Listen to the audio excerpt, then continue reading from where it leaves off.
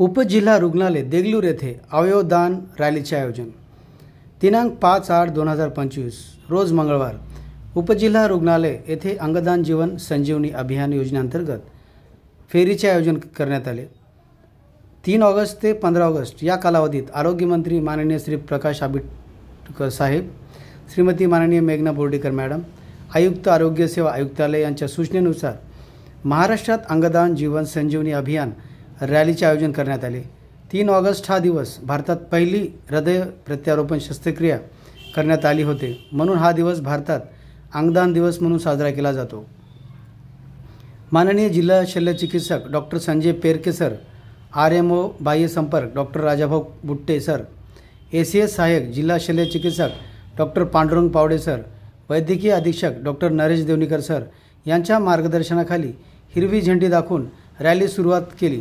प्रथम माननीय doctor Naresh देवनीकर sir यांनी फेरीज अंगदान जीवन संजीवनी अभियानाविषयी महत्त्व आणि मार्गदर्शन केले। डॉक्टर GA गायकवाड नर्सिंग कॉलेजचे विद्यार्थी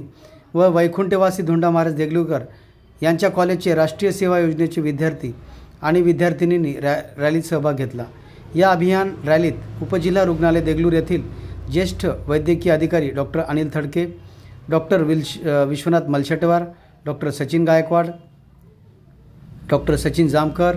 doctor Mohammed Usman, doctor Sheikh Abdul Mujeeb, doctor Sanjay Ladke, doctor Sanjay Ingale, doctor Sheikh Najeeb Ahmed, doctor Sheikh Shahnawaz, स्त्रीरोग चिकित्सक doctor Abbasi Ayman Fatima, doctor Mona Ohal, doctor Godavari Savale, doctor Fareen Farooqui, अधिपरिचारिका श्रीमती मनीषा बोइनवाड, श्रीमती गौसिया मोमीन, श्रीमती रेणुका धुमाळे, श्रीमती मनीषा गोंदे, श्रीमती प्रियांका गिरी, NCD समन्वयक श्रीमती छाया पाटील, श्रीमती अनिता, औषध निर्माण अधिकारी श्री संतोष मुंगिलवार, विकी पाईकराव, आरोग्य मित्र शेख अहमद,